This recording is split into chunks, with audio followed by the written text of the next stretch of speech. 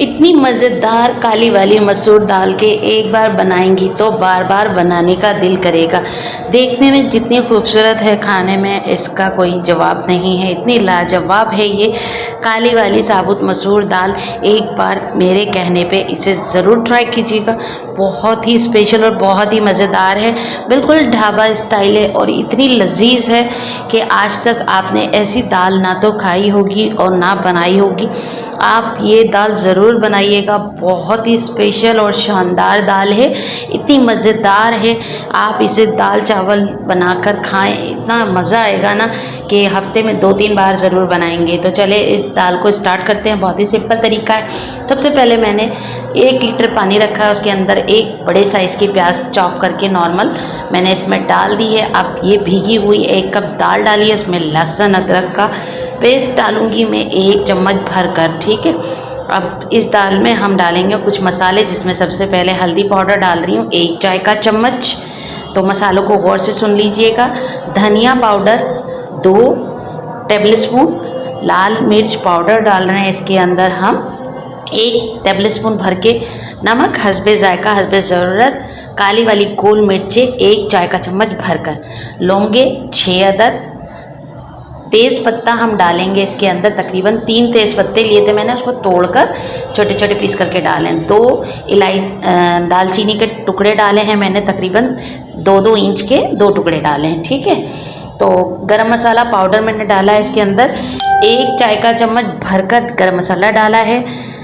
3 टमाटर मैंने चॉप करके इसमें डाले हैं, छोटे छोटे टुकड़े करके, ठीक है। बहुत ही आसान लेकिन खाने में इतनी लाजवाब है कि कोई भी खाएगा ना वो आपसे इसकी रेसिपी ज़रूर पूछेगा। इतनी मज़ेदार और इतने कम टाइम में तैयार होने वाली रेसिपी है, तो इस रेसिपी को आपने ज़रूर बनाना है। तो 10 से 15 मिनट मैंने इसको पकाया था, तो पानी इसका सारा ड्राई हो गया है।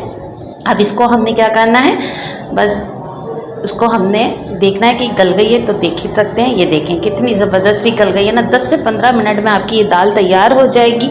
ना तो कुकर की ज़रूरत है, ना ही आपको इसको और मज़ीद किसी चीज़ में पकाने की ज़रूरत है। सिंपल पतीली के अंदर आपने इसको चढ़ाना है, ये मसाले डालने हैं और इसको बनाना है। तो मसाले भी आपने देख लिए हैं कि कितने कम मसाले डाले हैं, घर के मसाले हैं सारे। तो इस रेसिपी को आपने ज़रूर ज़रूर ज़रूर बनाना है। इतनी मज़ेदार है कि इसे आपने डबल स्टीम चावल के साथ ज़रूर खाइएगा। इतना मज़ा आएगा कि जहाँ आप 1 प्लेट खाते हैं वहाँ आप 2-3 प्लेटें खा जाएंगे, लेकिन बहुत मज़ेदार है।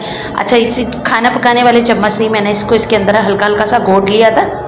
अब मैंने इसके अंदर पानी डाला है, तकरीबन मैंने इसमें 1.5 गिलास पानी डाला है, ठीक है। मैं अंदाजे से काम करती हूँ किचन का, तो आप अपने हिसाब से डाल लीजिएगा। 1.5 गिलास के करीब मैंने इसमें पानी डाला है। अब इसमें मैंने हरी मिर्चें डाली हैं 5 से 6 अदद, आपने इसके अंदर हरी मिर्चें डाल देनी हैं। तो ये हमने पका लिया था इसको, तकरीबन 5 मिनट मैंने इसको पकाया था। इसका पानी जो है तेज़ आंच पे पकाया था, इसका पानी ड्राई हो गया और देख सकते हैं दाल कितनी ज़बरदस्त माशाल्लाह से बनी है। तो देख ना इसमें पानी अलग है और ना ही दाल आपकी हार्ड है। तो दाल अगर गली भी ना हो तो भी मज़ा नहीं आता, दाल ज़्यादा पतली हो तो भी मज़ा नहीं आता। तो कितनी ज़बरदस्त रिच दाल तैयार हो गई। अब इसका भगार तैयार करेंगे। सबसे पहले हमने 1 कप कुकिंग ऑयल लेना है, उसमें हमने 6-7 गोल वाली मिर्चें डालनी हैं चॉप करके, लहसुन डालना है, उसके साथ ही हरी मिर्चें डाली हैं मैंने 4, इसमें चॉप करके ज़ीरा डाला है 1 चाय का चम्मच भर के मैंने इसमें ज़ीरा डाला है। अब इन सारी चीज़ों को अच्छा सा हम कलर देंगे, जैसे खुशबू आने लगेंगे हमारा जो भगार है वो रेडी हो जाएगा। तो इस मज़ेदार सी बघार वाली साबुत मसूर काली वाली दाल की रेसिपी आपको कैसी लगी मुझे कमेंट्स में ज़रूर बताइएगा। और इस दाल को आपने आज ज़रूर ट्राई करना है। चावलों के साथ खाएं, पराठे के साथ खाएं या रोटी के साथ खाएं, होटल की रोटी के साथ खाएं, जैसा दिल चाहे आप खाइएगा। बहुत ही लजीज और मज़ेदार है कि आपको मज़ा आ जाएगा।